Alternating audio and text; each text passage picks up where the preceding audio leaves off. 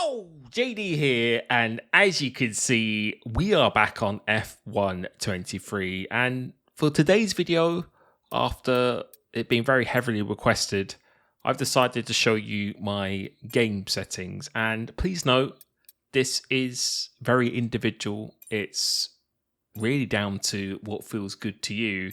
There isn't necessarily a right or wrong way, but hopefully some of these settings will help you out. You can see, first of all, going to the calibration, the only thing I've added is a bit of brake, dead zone, and saturation. Dead zone, since my pedals are low tail V3s, if you just lean on them, they normally will register something. And the saturation, I found it quite hard to get it to 100% just because of the positioning of my pedals. So the saturation is just going to make it just a little bit easier to get to 100%. But typically on previous F1 games, you can get away with running 0 here, just maybe a bit of dead zone on the throttle or the brakes. You can see this is my in-game wheel settings. I will be showing you my actual wheel settings through the Fanatec software as well.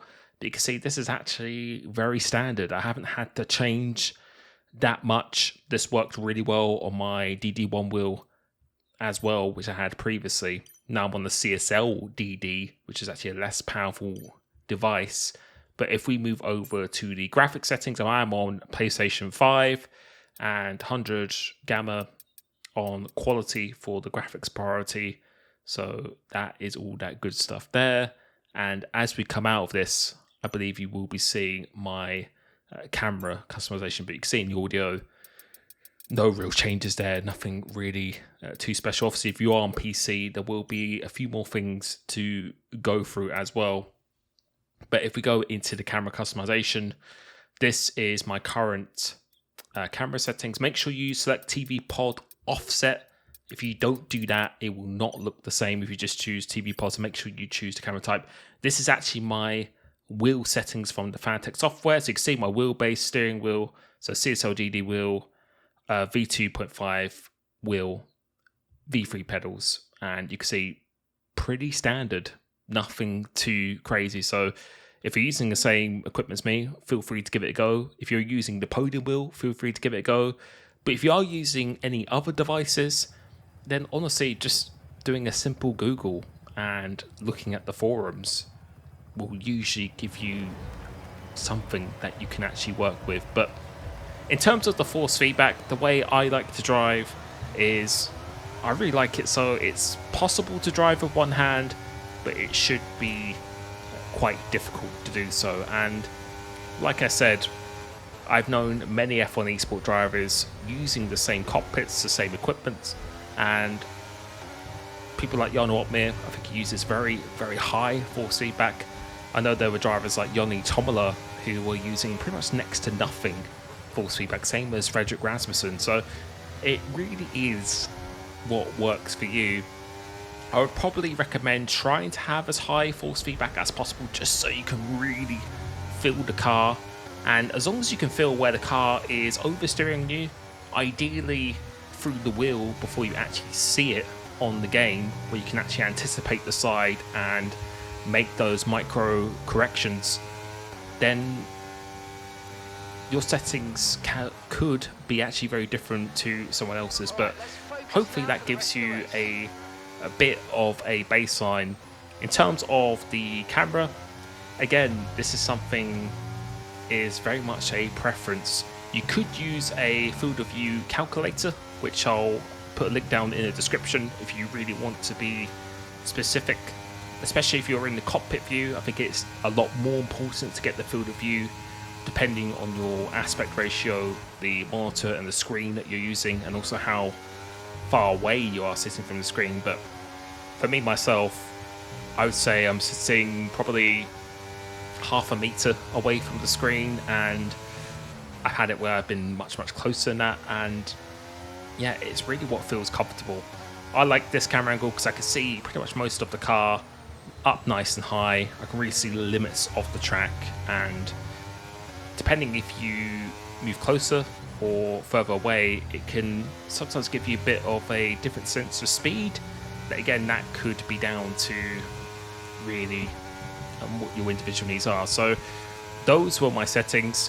We'll just finish off with this race here. I will be uploading many more races in the future. And if you'd like to be part of these open lobbies, then as always, make sure you click that join button, become a YouTube member, where you get a priority invite into these. Also discount on one-to-one coaching at coachlimitless.com.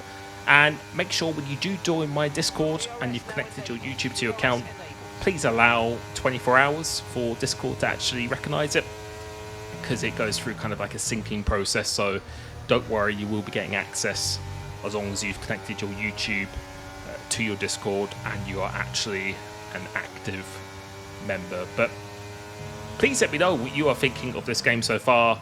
I will probably do a little bit of a kind of a pros and cons again of what I thought of the game so far after a couple of weeks or so. But yeah, the online experience has been quite surprising in terms of how nice it has been, and the racing has actually been quite enjoyable, as you can see here. I think one of the main things that I feel they definitely do need to fix right now is these little screen freezes, which tend to happen when someone either leaves or joins the lobby.